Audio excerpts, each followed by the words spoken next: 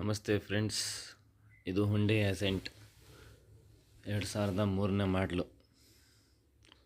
5 owner ಆಗಿದೆ ಗಾಡಿಗೆ.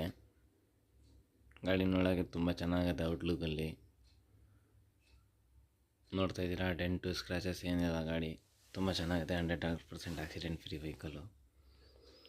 Tyre 85% ಐತೆ 4.